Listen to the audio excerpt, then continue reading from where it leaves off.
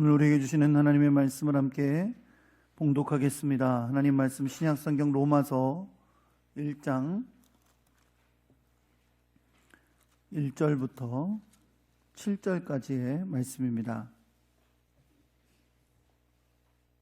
제가 가지고 있는 성경은 신약성경 238페이지에 있습니다. 신약성경 로마서 1장 1절부터 7절까지의 말씀을 함께 교독하겠습니다.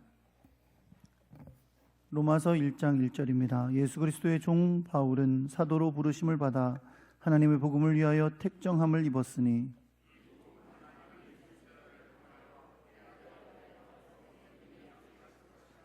그의 아들에 관하여 말하면 육신으로는 다윗의 혈통에서 나셨고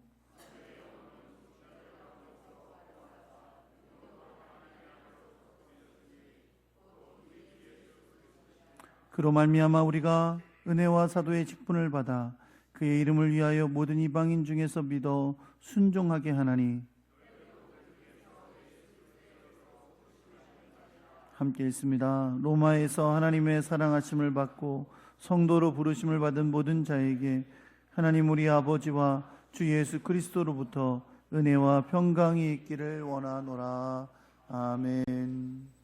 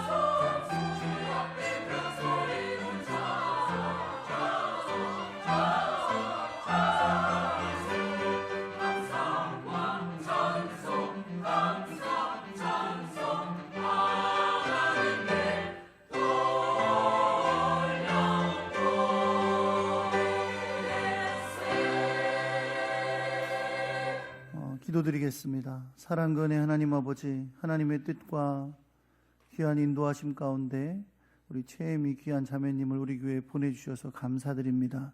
주님이 귀한 딸을 붙들어 주셔서 하나님의 귀한 자녀로 강건하게 서도록 도와주시고 믿음의 역사가 날마다 더하여지도록 함께 하시고 가정과 또 자녀들에게 하나님의 놀랍고 아름다운 평강과 도우심이 함께하여 주옵소서. 결단하고 등록한 주의 귀한 종을 기억하셔서 붙들어 주시고 우리 교회 가운데 행복하고 또 아름다운 신앙생활 하도록 붙들어 주시고 인도하여 주시옵소서. 하나님 앞에 예배하러 나온 주의 백성들이 또 마음을 다해 준비한 예물을 주님께 올려드립니다. 주님 받으시고 주님 귀한 손길들을 기억하셔서 주님 세상이 줄 수 없는 하나님의 것들로 갚아주시고 은혜를 더해주시고 힘과 능력과 용기를 더하시며 어둡고 죄악된 세상 속에서도 빛된 자녀로 승리하도록 주님 동행하여 주옵소서. 주님 앞에 드려진 귀한 예물 하나님의 영광과 나라와 뜻을 위하여 아름답게 쓰임받도록 역사하여 주옵소서. 하나님 주님의 말씀을 듣는 시간입니다. 하늘의 지혜를 주시고 성령의 역사를 더하셔서 우리에게 주님 말씀하여 주시고 우리는 깨닫고 또 감동한 대로 주의 뜻에 순종하는 믿음의 사람들이 되게 하여 주옵소서.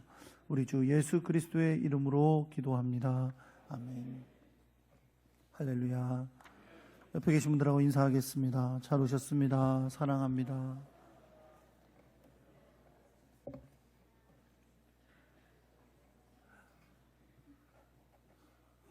한번 따라해 볼게요. 성경에 미리 약속하신 아들. 네, 오늘 성경에 미리 약속하신 아들이라는 제목으로 여러분과 함께 말씀을 나누려고 합니다. 천안에 교회들이 함께 모여서 하는 여러 가지 행사들이 많이 있어요. 우리 교회도 뭐 여러 가지 모양으로 참여하게 됐던 연합하는 행사들이 많이 있는데 교회들만의 행사가 아니라 천안의 시민들과 함께 나누고자 하는 행사는 매년 겨울마다 크리스마스 축제를 하는 것밖에는 없습니다.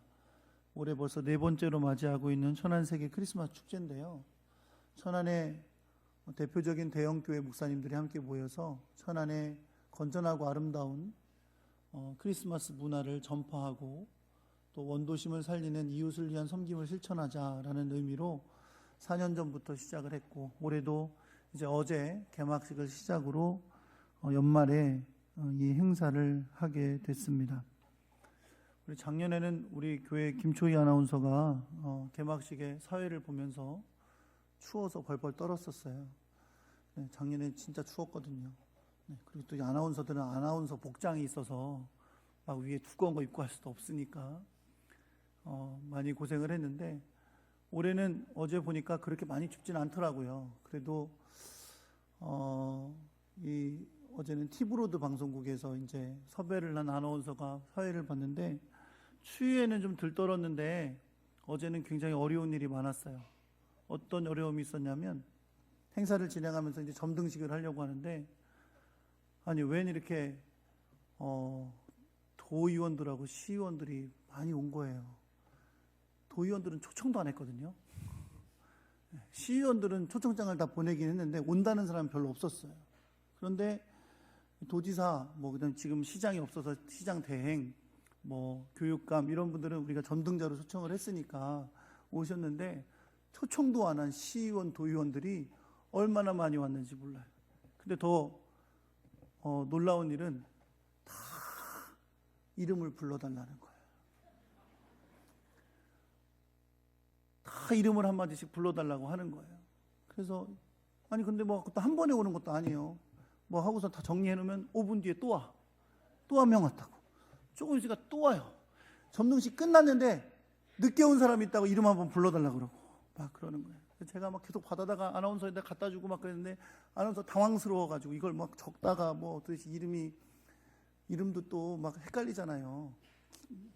그래서 막 엄청 고생을 했어요. 겨우 그걸 다 마쳤습니다. 그래서 이런 생각을 했어요. 우리 그래도 천안세계 크리스마스 축제가 이제 좀 자리를 잡아가니까 어쨌든 시나 도에서 관심을 갖고 이렇게 인사들이 오는구나 그런 긍정적인 생각을 하기는 했는데 반면에 이 약속 안 하고 오는 사람들이 얼마나 불편한 일인지 얼마나 어려운 일인지를 발견하게 됐습니다. 마치 그런 것 같은 거죠. 갑자기 연락 안 하고 시어머니가 찾아온 것 같은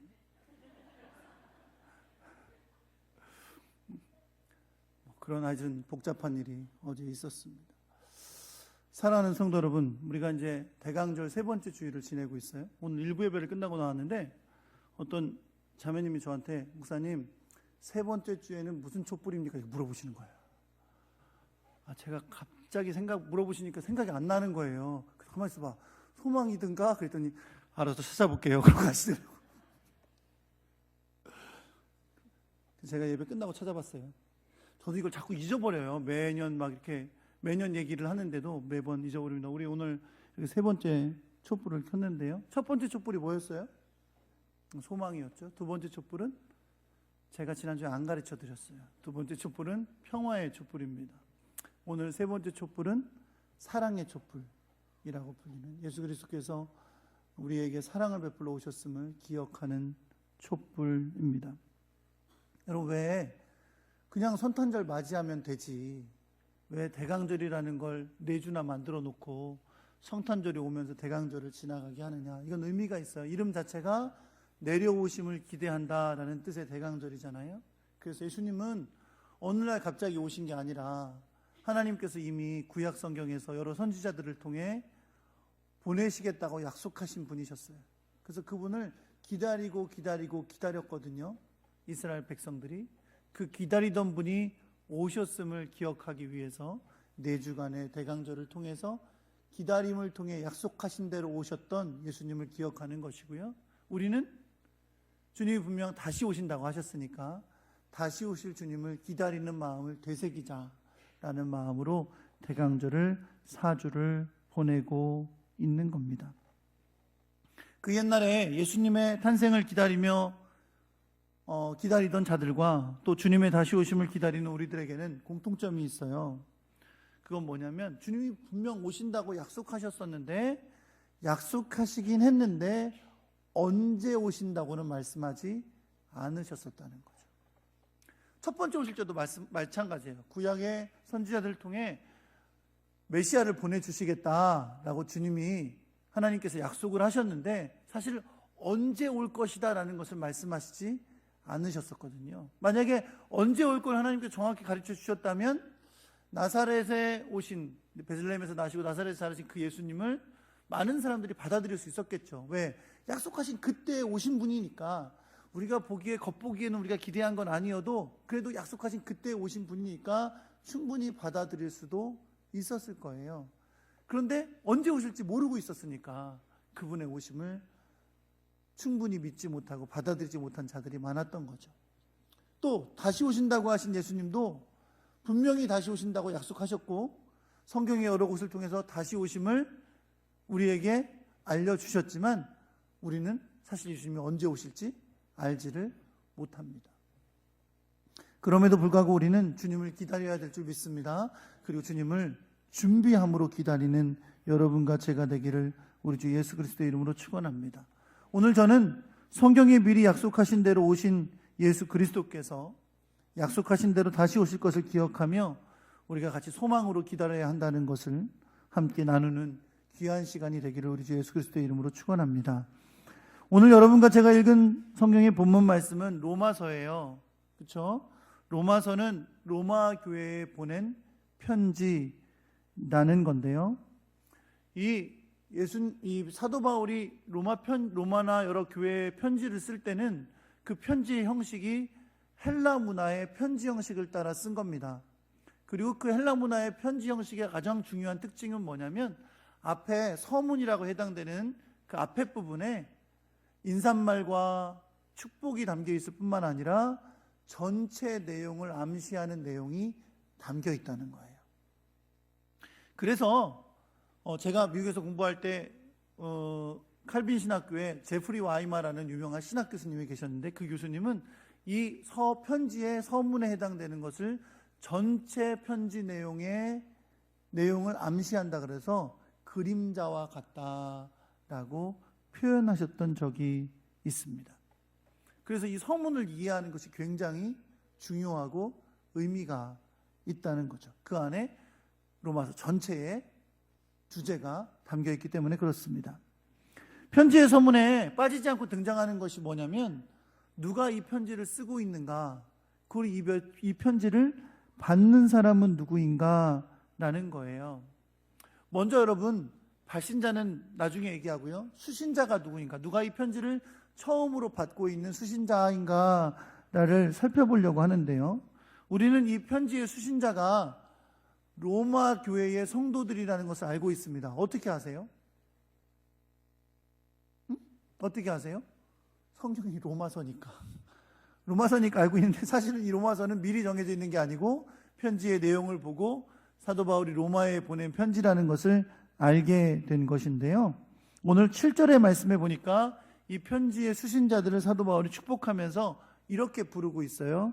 로마에서 하나님의 사랑하심을 받고 성도로 부름을 받은 자들이다 라고 말씀하고 있습니다. 분명한 건 뭐냐면 첫째 뭐예요? 이들은 어디에 살고 있다? 로마에 살고 있다. 로마에 살고 있다는 건 그들의 정체성이죠. 로마에 사는 수많은 사람들이 있는데 그 로마에 산다 그래서 다 로마 교회 성도가 아니에요. 그렇죠? 로마에 사는 사람들 중에 어떤 사람들이에요? 그들 가운데 하나님의 사랑을 입은 사람들. 그들이 바로 성도로 부름을 받은 자들이다 라고 말씀하고 있습니다. 뭐 아주 단순하게 말하면 로마 교회 성도들인데 이들을 사도 바울이 표현하기를 하나님의 사랑을 받고 성도로 부름을 받은 자들이다 라고 부른다는 겁니다. 여러분, 성도라는 명칭은 구별된 자라는 뜻이에요. 거룩하게 구별된 자, 거룩하게 구별함을 입은 자라는 뜻인데요. 사실 여러분, 이렇게 자기가 거룩하게 구별되고 싶다고 스스로 구별될 수는 없는 거예요. 그렇죠? 내가 이제부터 거룩하게 구별된 성도가 돼야지 라고 자기가 하고 싶다고 그렇게 되는 것이 아니라는 거죠. 왜? 사람은 스스로 거룩하게 할 수 있는 능력이 없기 때문에 그렇습니다. 그래서 자기 노력이 아니라 어떻게 해서 거룩한 자로 구별되어 하나님의 사랑을 받아야 하는 거죠. 하나님의 사랑을 통해서만 우리는 거룩하게 될 수 있는 줄 믿습니다. 그래서 이걸 뭐라 그래요? 은혜라 그러죠. 은혜. 하나님의 사랑을 우리에게 베풀어 주신 것, 값없이 우리에게 사랑을 주신 것을 가지고 뭐라 그런다고요? 은혜라고 합니다. 그래서 성도란 뭐냐? 성도란 하나님의 사랑을 통해서 거룩하게 구별된 자다 라고 말할 수 있는 거죠. 자, 그렇다면 이 성도들이 거룩하게 구별된 자가 되도록 하나님께서 그들에게 베풀어 주신 이 사랑이라는 건 뭐냐? 사랑을 통해서 이게 가능하다 그랬잖아요. 하나님의 사랑을 받아야 하나님의 사랑을 통해서. 그렇다면 이 하나님의 사랑은 뭔가요? 그게 뭐죠? 그건 조금 이따 얘기할 겁니다. 자, 이번에는 이제 이 편지의 발신자가 누구인지를 살펴볼게요. 이 편지의 발신자가 누굽니까? 사도 바울이죠. 어떻게 아세요? 목사님이 좀 전에 얘기했잖아요. 그렇게 아시기도 하겠지만 사실 이 편지의 발신자가 바울이라는 건 우리가 이 성경 가운데 기록이 되어 있기 때문에 알고 있는 겁니다. 사도 바울이 자기 자신을 이미 성경 가운데 소개하고 있기 때문이죠. 사실 여러분, 사도 바울은 원래 교회를 박해하던 사람이었잖아요. 그렇죠? 다메섹으로 예수 믿는 사람들 잡아갖고 오려고 고문받아가고 가다가 다메섹으로 가는 길에 예수님을 만나게 됐죠. 그래서 회심하고 하나님의 사람이 됐는데요. 오늘 성경에 보니까 바울 자신이 자기 자신을 소개하는 말이 나오는데 어떻게 소개하냐면 나는 예수 그리스도의 종으로서 사도로 부름을 받았다 이렇게 표현하고 있어요. 다시 한번 할게요. 어떻게 자기 자신을 표현한다고요? 예수 그리스도의 종으로서 사도로 부름을 받은 자다라고 표현한다는 겁니다. 여러분, 지금 사도 바울은 자기 자신을 예수 그리스도의 종이라 그랬어요. 그렇죠? 이 종이라는 단어는 노예라고도 번역할 수 있는 이 둘로스라는 헬라어를 번역한 것인데요. 바울은 예수님을 만나고 그 이후로 예수님과 자기의 관계를 어떻게 설정했냐면, 어떻게 정했냐면 예수 그리스도는 나의 주님이시다. 그리고 나는 주님의 종이다 라고 이렇게 설정했다는 거예요. 예수를 믿고 난 다음에 사도 바울은 그때부터 딱 확정한 거예요. 뭐라고요? 예수 그리스도는 나의 주님이시고 예수님이 나의 주님이시니까 나는 뭐예요? 주님의 종이다 라고 부른 거예요. 여러분, 종이라는 게 뭐예요? 주인에게 속한 자죠. 그리고 주인의 뜻을 행하는 자고요. 주인을 기쁘게 하는 자입니다. 어떻게 해야 그렇게 할 수 있어요? 주인의 뜻에 순종해야 되는 거죠. 그래서 사도 바울은 예수 그리스도를 나의 주님이라고, 나는 주님의 종이라고 말하면서 자기 자신을 어떤 존재로? 주님의 뜻에 순종하는 존재로 삼고 있는 것을 우리가 볼 수 있는 겁니다. 물론 제가 이 둘로스라는 단어가 종이라고 번역됐는데 이것이 노예라고도 번역할 수 있다 그랬어요. 그리고 느끼기에 굉장히 그냥 비천하고 수준이 낮은 사람으로만 표현한 것이라고 생각할 수 있지만, 사실 사도 바울이 내가 그리스도의 종이라고 말하면서 그것이 그렇게 비천하고 쓸모없는 자인 것처럼 이야기한 것은 아닙니다. 왜요? 예수 그리스도의 종이지만 예수 그리스도의 종인데 뭐로 부름을 받았다고 이야기하고 있어요? 사도로 부름을 받았다라고 이야기하고 있기 때문에 그렇습니다. 여러분, 사도라는 말은요, 오늘날 우리가 선교사라고 부르는 단어 있죠? 영어로 미셔너리라고 부르는 단어의 어원이 되는 단어예요. 그 의미는 뭐냐면 보냄을 받은 자라는 뜻입니다. 뭐라고요? 보냄을 받은 자라는 뜻이에요. 간략하게 표현하자면 사자 혹은 대리자, 이런 의미입니다. 예수님께서 12제자들을 부르셨죠? 그리고 그들을 뭐라고 부르셨어요? 사도라 부르셨어요. 사도라고 구분하셨어요. 왜요? 예수님은 12제자들을 당장 부르셔서 훈련을 시키시지만 그들을 부르신 목적이 뭐냐면 결국은 세상 가운데 그들을 보내시려고 부르셨거든요. 그래서 그들을 뭐라고 부르셨다고요? 사도라고 부르셨다고 말씀하고 있습니다. 결국 사도는 주인을 대신해서 보냄을 받는 사람이에요. 바울은 자기 자신이 그리스도의 종으로서 사도로 부름을 받았다라고 고백하고 있는데, 그건 무슨 뜻입니까? 내가 주님의 종으로서 주님이 나에게 가라 하는 곳으로 보냄을 받은 사람이다 라고 말하고 있는 거죠. 특별히 사도 바울은 이방인 중에서 보냄을 받은 사도로 이해하고 있었어요, 자기 자신을.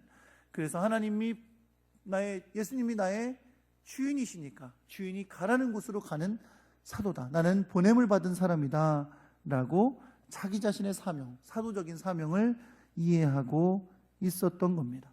자, 그렇다면 사도로 부름을 받은 예수님의 종, 주인을 대신해서 사명을 감당해야 될 주님의 종이며 사도로서 바울이 감당했던 사명은 뭘까요?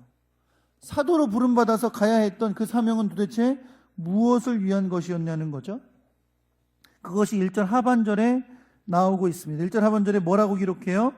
하나님의 복음을 위하여 택정함을 입었다.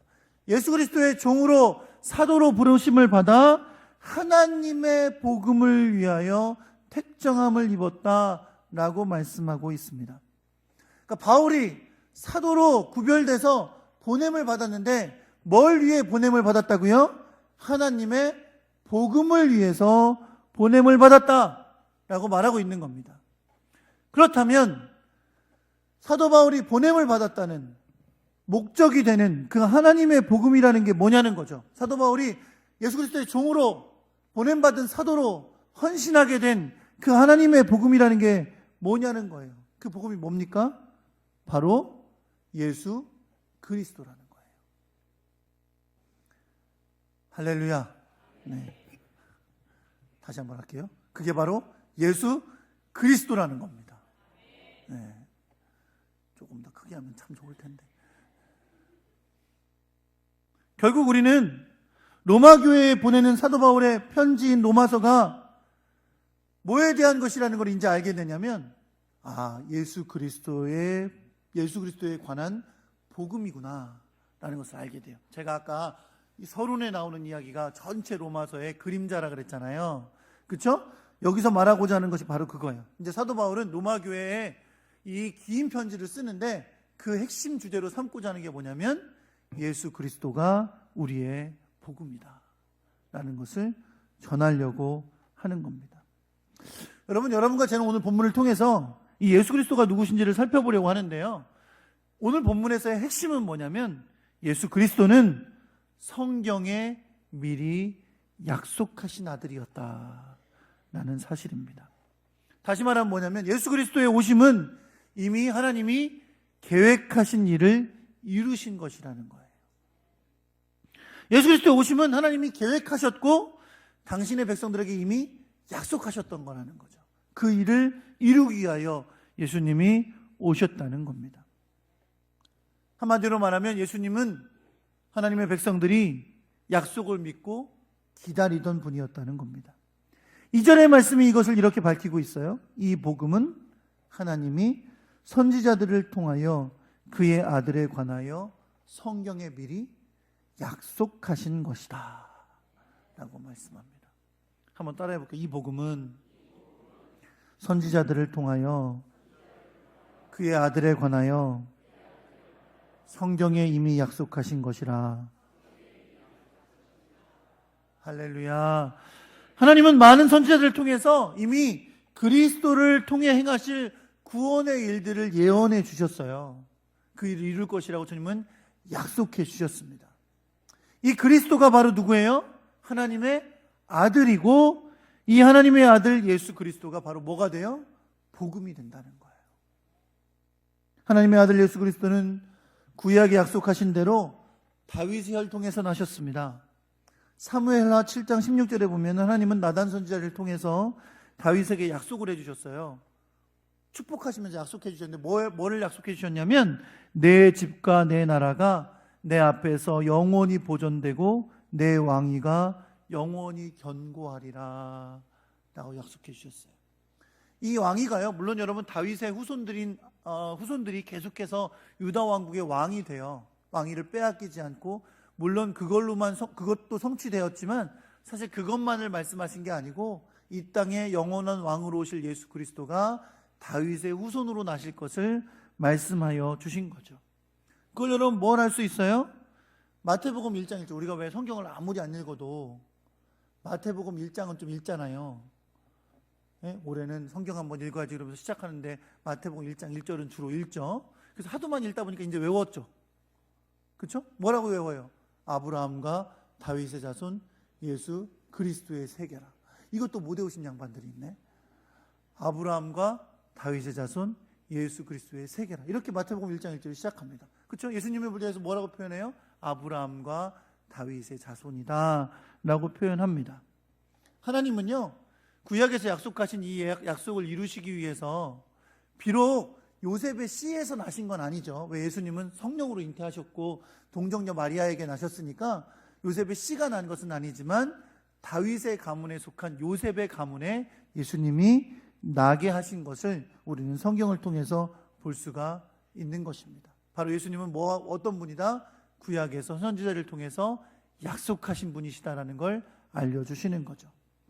또한 예수 그리스도는 성결의 영, 즉 거룩하게 하시는 성령 안에서 십자가에 못 박혀 죽으셨다가 사흘 만에 부활하심으로 하나님의 아들로 선포되셨습니다.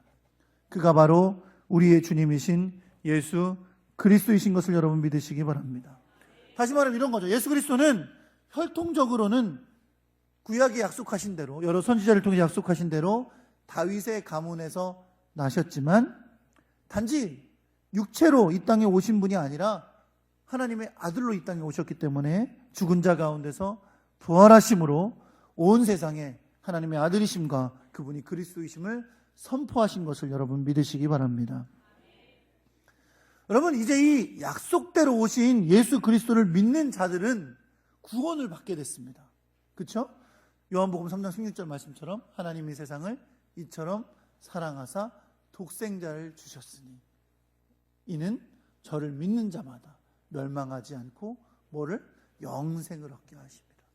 이 땅에 오신, 약속한 대로 이 땅에 오신 예수 그리스도를 믿는 자마다 이제 멸망하지 않고 영생을 얻게 되는 복을 주셨는데요.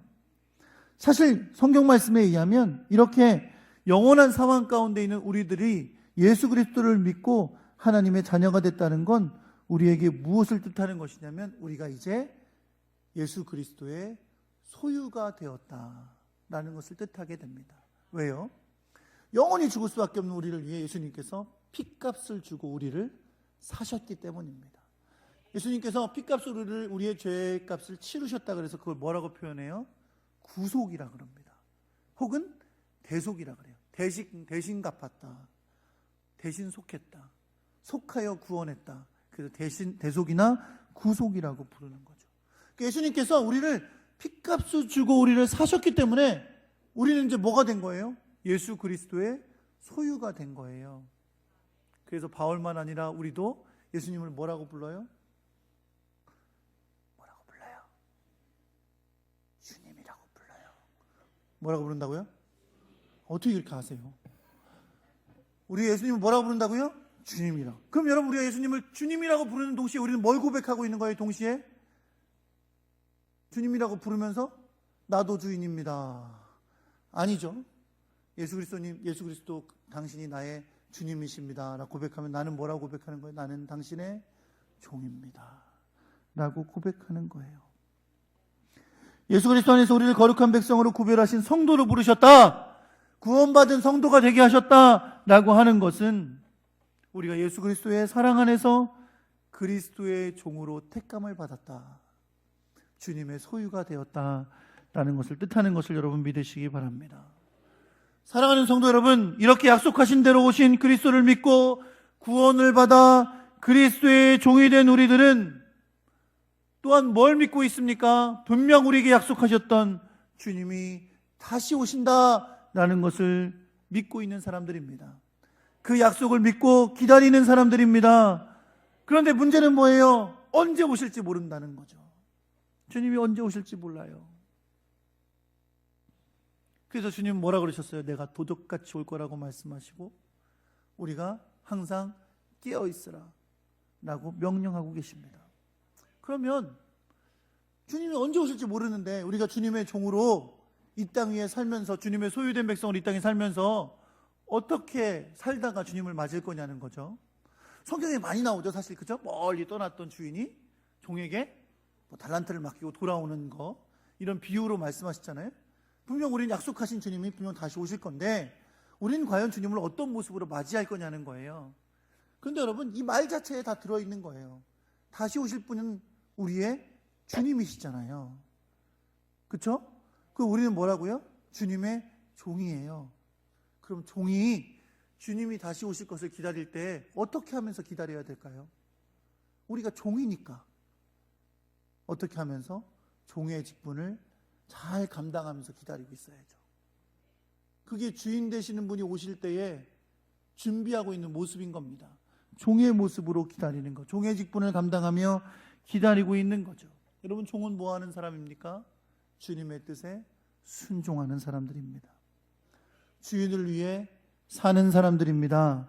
그렇기 때문에 우리의 결론은 단순합니다. 성경에 미리 약속하신 대로 오신 주님이 성경에 약속하신 대로 다시 오실 때 우리는 그분의 종으로서 부름받은 우리들은 주님을 위해 살다가 주님을 만나야 될 줄 믿습니다. 주님을 위해 사는 것은 내가 선택하는 게 아니에요. 난 주님을 위해 살아야 되니까 이제 이렇게 살아야지, 내가 선택하는 것이 아니라 주님의 말씀에 순종하는 것입니다.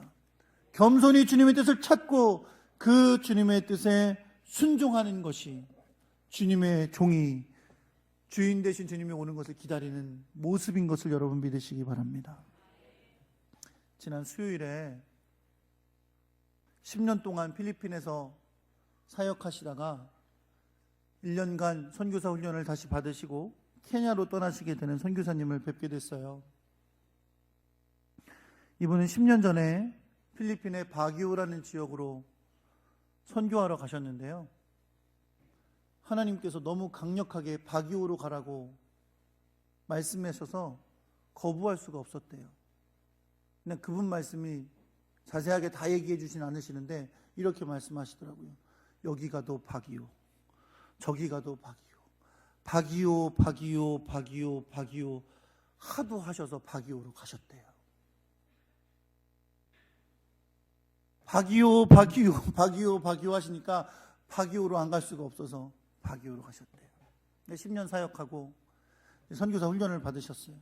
훈련을 받으시는데 선교사 훈련을 받으신 이후에 이제 주님께서 또 자꾸 케냐, 케냐, 케냐, 케냐, 케냐 하시더래요. 어디 가서 상담하면 케냐로 가시는 건 어떠세요? 여기 가서 상담하면 케냐가 좋을 것 같습니다. 막 그러면서 기도하는데 하나님께서 감동도 자꾸 케냐의 감동을 보여주시고, 그래도 여러분 왜 끝까지 한번 생각해 보게 되는, 정말 하나님 날 케냐로 보내시는 걸 생각하게 되는데, 심지어 이분이 고백하는 거예요. 택시를 탔는데 택시에서 음악 나오는데 케냐 노래가 나오더래요. 음악이 막 나오더니 따지막에 아나운서 얘기하잖아요. 그렇죠? 케냐의 곡 뭐라고 그렇게 얘기하더래요. 어딜 가든 케냐, 저기 가도 케냐, 케냐 얘기하셔서 하나님이 케냐로 가라고 하시나 보다라고 케냐로 가기로 했대요. 그런데 여러분, 이 교단 선교교회 선교사님인데, 선교교회 선교사님이 얘기하시는데 5년 동안 케냐에 선교사가 파송되지 못했대요. 이유가 있다는데 5년 전부터 케냐의 선교적 상황이 좋지 않아서 그 교단 선교사가 매년 요청은 들어오는데 아무도 케냐를 향해 가지 않았답니다. 심지어 케냐로 가겠다고 해서 케냐에 가서 이제 현지를 보고 오거든요. 보러 갔다가 케냐 안 가겠다고 하시는 분이 여러 분 계셨대요. 이분도 얼마 전에 케냐 갔다 오셨어요. 5년 전하고 상황이 똑같대요. 다들 안 간다고 하는 상황이 똑같대요. 인간적으로 생각하면, 사람의 상식으로 생각하면 안 가는 게 맞는 거, 100% 안 가는 게 맞는 상황이래요. 근데 하나님이 자꾸 케냐 하시니까 안 갈 수가 없는 거예요. 왜요? 주님의 종이니까. 종인데 주인이 가라 하시니까 좀 어렵지만, 힘들지만, 사정이 맞지 않지만, 조건이 맞지 않지만, 분명 어렵겠지만, 분명 복잡하겠지만, 분명 고난이 있을 것 같지만, 그래도 주님이 케냐 하시니 순종하고 가야겠다고 결단하여 말씀하시는 걸 듣게 됐어요. 제가 마음이 참 많이 도전됐어요. 마음이 뜨거워지더라고요. 제가 저를 되게 예뻐해 주던 누나예요, 사모가. 근데 케냐로 그렇게 가겠다고 하시는데 마음이 참 아프면서도 감동이 되더라고요. 사랑하는 성도 여러분, 이게 주님의 종입니다. 내 사정 먼저 따지고, 내 조건 먼저 따지고, 안 될 상황 다 따지고, 그렇게 순종하는 게 주님의 종이 아니라, 주님이 가라 하시면, 주님이 하라 하시면, 말씀하시면, 말씀으로 우리에게 주신 것들이 있다면 그 말씀에 순종하는 것, 그것이 주님의 종인 줄 여러분 믿으시기 바랍니다. 그런 여러분과 제가 되기를 우리 주 예수 그리스도의 이름으로 축원합니다. 주님의 종은 주님이 다시 오실 때를 기다리면서, 뭐하면서 기다리는 사람? 주님의 뜻에 순종하면서 종으로서의 사명 감당하다가 주님 만나는 사람인 것을 여러분 믿으시기 바랍니다. 여러분과 저도 주님의 뜻에 순종하다가 다시 오실, 약속하신 대로 다시 오실 주님을 기쁨으로 맞이하는 여러분과 제가 되기를 우리 주 예수 그리스도의 이름으로 축원합니다.